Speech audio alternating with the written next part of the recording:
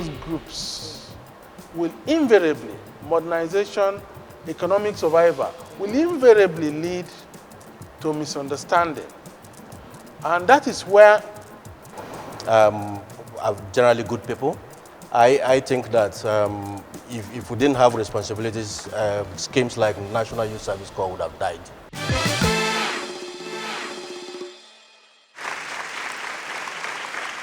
Welcome to Amazons. And today on Amazons, we are talking about Nigeria, our country. And we're saying to each and every one of you out there that we must stand up for Nigeria. It's important, isn't it? Yeah. Now, what does it mean to stand up for Nigeria, and how do we, motivate people to stand up for Nigeria? You have to believe in the country, no matter the flaws of a country. Exactly. A country that you love, that is your own. Yeah. You stand up for that country, you love that country, but internally, we can tell ourselves what is wrong.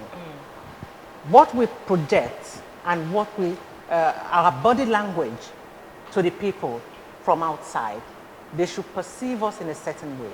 And that certain way will exhibit the strength of this country. Believe me, I am for what you've just said. But at the same time, if we refer to countries like America, I refer to countries like England and France and stuff like that, you cannot compare the standard of living. The basic amenities that are being provided, for God's sake, in Nigeria, there's still NEPA issue in this day and age. No, I will agree. Both of you have your points. There are so many issues. What you're saying is, whatever the issue, love your country. And you're saying those issues are key to giving you the strength to love your country. You can't give if you're not receiving. No. Now, we have a special guest in the house, is the director and spokesperson from the Ministry of Finance. Please, everybody, welcome Mr. Damien Agu.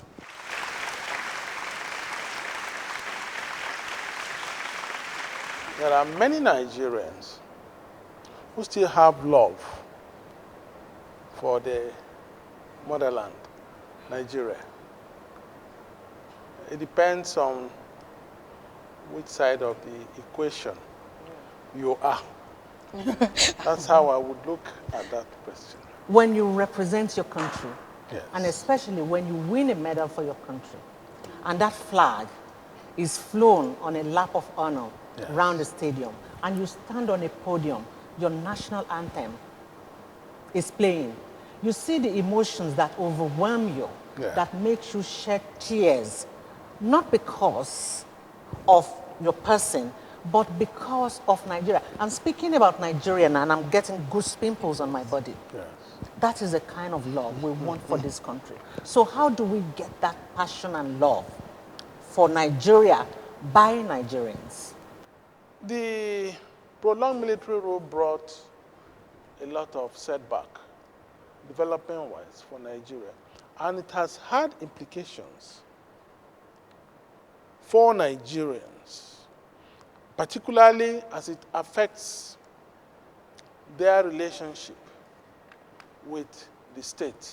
When we talk about, what we're trying to do, we're basically saying we should all, as Nigerians, yes, stand up for our country, defend our country, yes, love our country. That's basically what it is. But how do you stand up for a country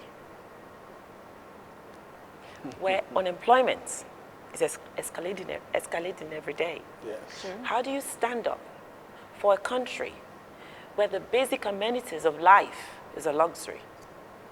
How do you stand up for a country where the voice of the minorities is still not being heard? How do you do that?